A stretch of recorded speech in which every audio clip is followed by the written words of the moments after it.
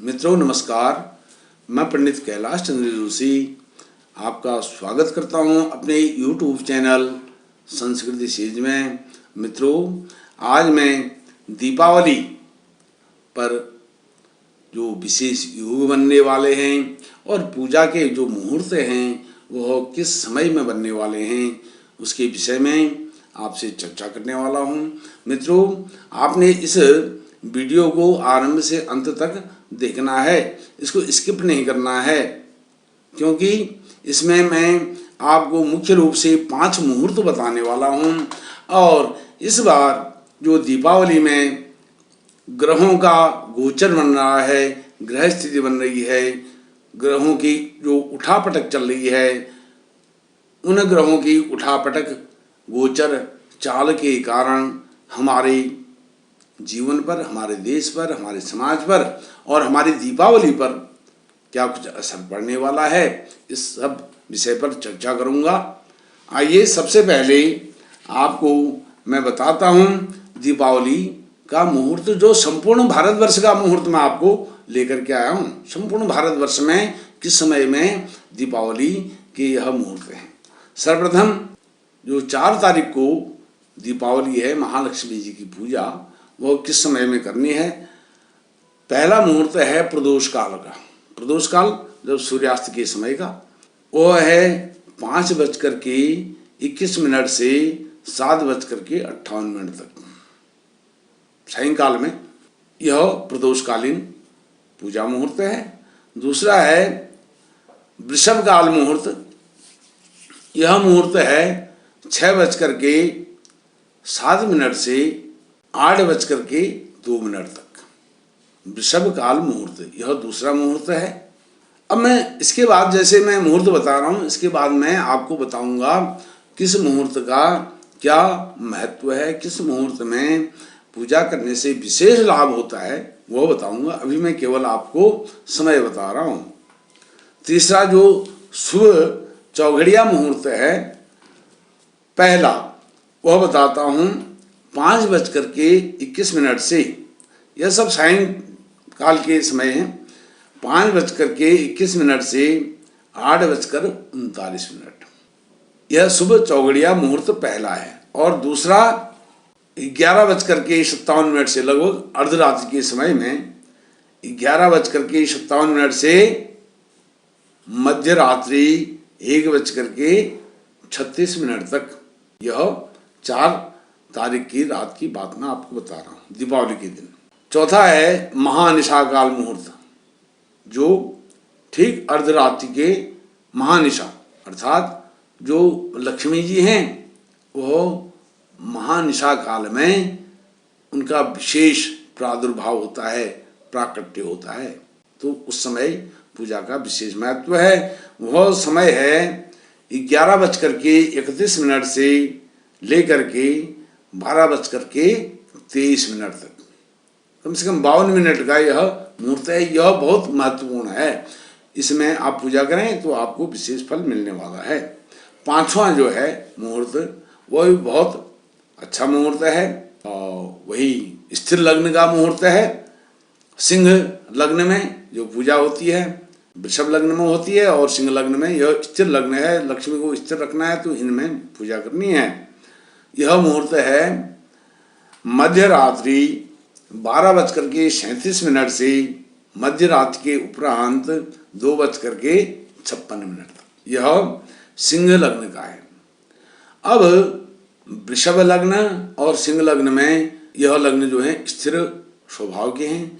स्थिर लग्न में यदि यह पूजा की जाएगी तो आपके घर में लक्ष्मी स्थिर रूप से रहेंगी, नियमित रूप से रहेंगी, संतुष्ट रहेंगी आपसे, और आपको वरद हस्त देने वाली हैं और आपका कल्याण करने वाली हैं। आपका जीवन ऐश्वर्य वैभव से परिपूर्ण होने वाला है।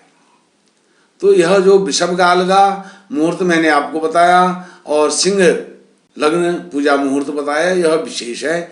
और जो शुभ चौघड़िया मुहूर्त बताया है, यह बहुत उत्तम है। लेकिन बहुत सारे लोग इन मुहूर्त में नहीं कर पाते हैं, तो उनके लिए सबसे अच्छा मुहूर्त प्रदोषकालीन है, जो 5:21 से 7:58 तक है, क्योंकि अधिकतर लोग इसी में सायंकाल में दीपावली रोशनी करते हैं और अपनी पूजा संपन्न करते हैं और फिर आनंद मनाते हैं। इस प्रकार से यह है। अब मैं आपको बताता हूँ, जो दीपावली के दिन ज्योतिषीय जो ग्रह गोचर हो रहा है, जो काल पुरुष का जन्मांग है, कालांग भी जिसको कहते हैं, काल पुरुष के जन्मांग में सप्तम भाव में जब चतुर्थेश और पंचमेश सूर्य और चंद्रमा तुला राशि के में स्थित होते हैं, तुला राशि में होते हैं, सप्तम भाव में होते हैं, तो यह योग दीपावली के दिन ऐसा योग बनता है, हमेशा बनता है। और तुला के सूर्य में ही हमेशा दीपावली होती है। यह मैंने अपने पिछले साल की वीडियो में भी आपको बताया है। और यह एक ज्योतिषी, अब इसके साथ सूर्य और चंद्रमा सप्तम भाव में हैं ही हैं, वो हमेशा ही रहते हैं, हमेशा हर वर्ष दीपावली पर यह स्थिति बनती है। और ये दोनों तुला राशि में होते हैं, तभी अमावस्या होती है, और लगभग उनके जो राशि अंश कला विकला आदि होते हैं लगभग एक समान होते हैं। लेकिन इस वर्ष जो लग्नेश है और अष्टमेश है मंगल, वह भी काल पुरुष की बात मैं आपको बता रहा हूँ, वह भी सप्तम भाव में है, तुला राशि में है। और जो षष्ठेश और तृतीयेश और षष्ठेश है बुध, वह भी है। केवल इसमें जो काल पुरुष का जन्मांग है उसमें 1 से लेकर के 8 तक सभी ग्रह हैं, 1 से लेकर के 8 तक जितने भी राशिस हैं, वह भावेश हैं, वह सभी उपस्थित हैं। केवल द्वितीयेश, क्योंकि द्वितीय भाव वृषभ का है, द्वितीयेश शुक्र यहाँ नहीं है, लेकिन शुक्र भी बहुत अच्छी स्थिति में है। शुक्र काल पुरुष जन्मांग में 9वें भाव में है और सप्तम का वह स्वामी होकर के 9वें भाव में गया है, तो यह योग कारक स्थिति में शुक्र है। जो शुक्र ग्रह है यह भी योग कारक स्थिति में है। अब जो सूर्य और चंद्रमा का चतुर्दश और पंचमेश का सप्तम भाव में योग बनता है, वह भी तुला राशि में बनता है। तुला राशि के स्वामी शुक्र होते हैं और शुक्र स्वाति नक्षत्र में, यह शुक्र की राशि में स्वाति नक्षत्र में सूर्य और चंद्रमा होते हैं, यह बहुत उत्तम योग होता है। अब इसमें क्या है, अष्टमेश भी है, षष्ठेश भी है सप्तम भाव में।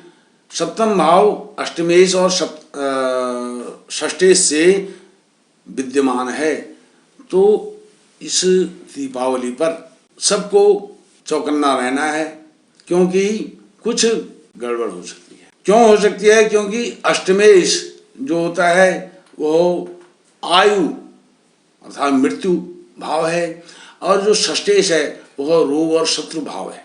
ये दोनों भाव के स्वामी जो हैं वह सप्तम भाव में चले गए हैं। हालांकि जो मंगल है, भौम है, वो अष्टमेश तो नहीं है, लेकिन लग्नेश भी होने के कारण वो अष्टम भाव का जो कष्टकारक योग बनता है उस पर अधिक प्रभाव नहीं पड़ेगा, अर्थात स्थिति सामान्य रहेगी। लेकिन जो षष्ठेश है, जो बुध है, वह गड़बड़ कर सकता है, क्योंकि वो तृतीयेश भी है।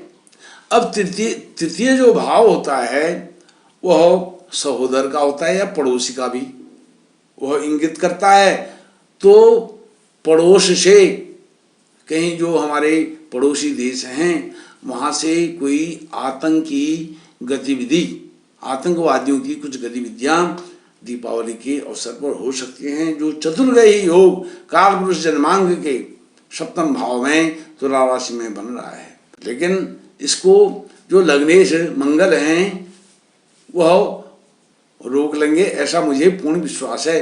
हालांकि वह अष्टमेश भी हैं, 2 स्थान के स्वामी हैं, लेकिन लग्नेश होने के कारण उनकी जो पावर है ज़्यादा है। वह लग्नेश हमेशा हर भाव को, हर ग्रह को नियंत्रित करता है।